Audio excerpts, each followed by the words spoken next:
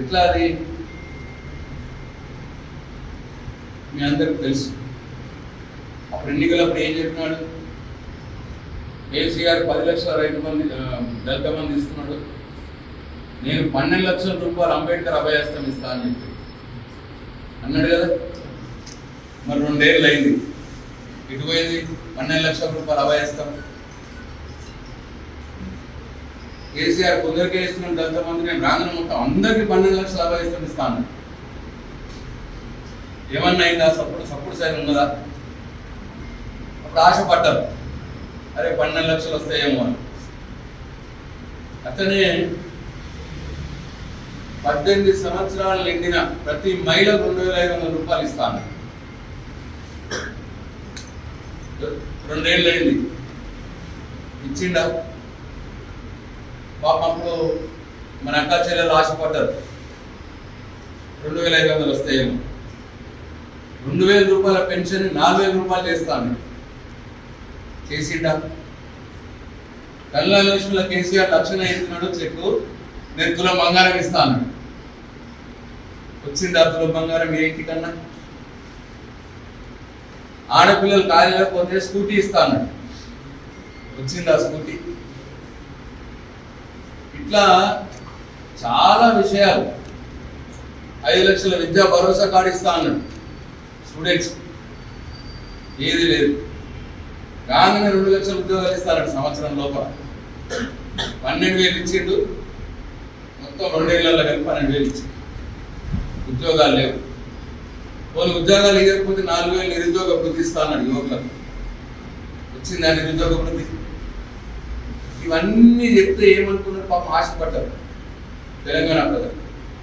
10 ఏళ్ళు ముఖ్యమంత్రిగా, మీకు శాసనసభ్యుడిగా గోపీనాథ్ గారు కావచ్చు, మేము కావచ్చు, ఎన్ని పనులు చేసినా కొంతమంది వీళ్ళకు 10 ఏళ్ళు చేసారు కదా, వీళ్ళు ఎక్కిస్తానుకున్నాడు కదా, చూద్దాం ఒకసారి నా కేసు చూద్దాము అని ఆశపడ్డట్టు చేసి ముఖ్యమంత్రి అయింది. ఇవాళ ఆశలన్నీ అడియాసం చేసి. నేను అడిగేది మీకు ఒకటే, ఈ ఎన్నిక ద్వారా 2 జరగాలి. ఒకటి మీ స్థానిక సమస్యలు తీరాలి, మీరు చెప్పిన గుడి విషయం కావచ్చు, డ్రైనేజ్ విషయం కావచ్చు, అది మేము బాధ్యత తీసుకుంటాం. తెలంగాణ ప్రజలకు రేవంత్ రెడ్డి ఇచ్చిన హామీలు కూడా నెరవేరాలంటే మళ్ళా మీరు గెలిపించారనుకోండి కాంగ్రెస్ పార్టీని, నేను ఏమి ఇవ్వకుండా నాకే ఓటు వేసారు అని చెప్పి ఉన్నాయి కూడా ఎక్కువ ఇచ్చేదైతే బంధు పెట్టురు. నేను ఏమి ఇవ్వకుండా నాకే ఓటు వేసారు, ఇంకేం కావాలి? లేదు నేను ఇస్తలేను కాబట్టి నా మీద కోపం ఉన్నది ప్రజలకు. మీ కోపం రేవంత్ రెడ్డికి తెలియాలంటే శ్రావణ్ ఇంతకుముందు చెప్పినట్టు తొడపాశం పెట్టాలి. రేవంత్ రెడ్డి కడుపుల శిలా గుద్దాలి. తొడపాశం ఎట్లా పెట్టాలి? మీ ఓటు ద్వారా కాంగ్రెస్ పార్టీని ఓడగొట్టి టీఆర్ఎస్ పార్టీని గెలిపిస్తే అలా తొడపాశం పెట్టినట్టయితే మీ కోపం తెలుస్తుంది. అప్పుడు ఉన్నన్నా కానీ ఏమన్నా చేసే ప్రయత్నం చేస్తారు, లేకపోతే మొత్తం తెగబెడతాడు. తెగబెట్టడంలో నంబర్ 1 ఆయన. కేసీఆర్కి తెగబెట్టిండు, న్యూట్రిషన్కి తెగబెట్టిండు, బతుకమ్మ చీరలు ఎగబెట్టిండు కదా. మళ్ళా ఓటేస్తే మాత్రం మిగతా కూడా పోతాయి. దీంతో ముఖ్యమంత్రి మారాడు, ఆయనే ఉంటాడు. కేసీఆర్ మళ్ళీ ఇప్పుడు ఈ ఓటుతో ముఖ్యమంత్రి కాడు, కానీ ఒళ్ళు దగ్గర పెట్టి పనిచేయాలంటే ఒకసారి ఆయన తొడపాశం పెట్టాలి. ఈ విషయం దయచేసి మన ప్రతి ఇంటికి, మన సంఘ సభ్యులందరూ కూడా ప్రతి ఇంటికి చెప్పాల్సిన ప్రయత్నం చేయాలి అని చెప్పి మీ అందరినీ నేను కోరుతాను. వస్తారు, మళ్ళా వాళ్ళు వస్తారు. 3 ఏళ్ళు మేమే ఉన్నాం కదా, మేము చేస్తాము అంటారు. ఒకటే మాట వాళ్ళని అడగాలి, 2 ఏళ్ళ నుంచి ఏమైనా చేసిర్రా మీరు? 3 ఏళ్ళలో చేస్తారని నమ్మకం ఏంది? కాబట్టి ఒకసారి తొడపాసం పెడితేనే చేస్తారు వాడు. ఒకసారి ఇక్కడ ఓడగొడితే, జూబ్లీహిల్స్లో కాంగ్రెస్ పార్టీ రేవంత్ రెడ్డి ఓడగొడితే అయిపోయి, లేకపోతే రావు.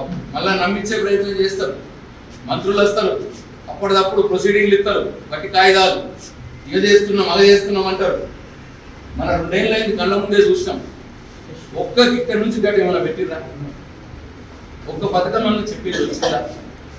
కాబట్టి దయచేసి మిగతా విషయాలు ప్రవీణ్ గారు మాట్లాడతారు. ఇక డెఫినెట్గా తెలంగాణ ప్రజల కోసం కాంగ్రెస్ పార్టీని ఓడగొట్టి ఈ ఎన్నిక ద్వారా రేవంత్ రెడ్డి బుద్ధి చెప్పాల్సిన అవసరం ఉన్నదే అని చెప్పి మూటా జయసింహ గారిని వేదికకి రావాల్సిందిగా కోరుతాను. మీ అందరికీ మనం చేస్తూ మీ స్థానిక సమస్యలు ఒకటి ఉన్నాయి. నేను మరొకసారి మీకు మనం చేస్తా ఉన్నాను. మీ శాసనసభ్యురాలు తెలుస్తుంది, మీరు ఎన్నికబోయే శాసనసభ్యురాలు శ్రవణ్ గారు ఆల్రెడీ ఎమ్మెల్సీ ఉన్నాడు. ఇప్పుడు ఈయన కూడా మీ ఊరు ఆయనే, మా ఊరు ఆయన కాదు, షేక్పేట ఆయనే. ఆయన దగ్గర కూడా ఫండ్స్ ఉంటాయి.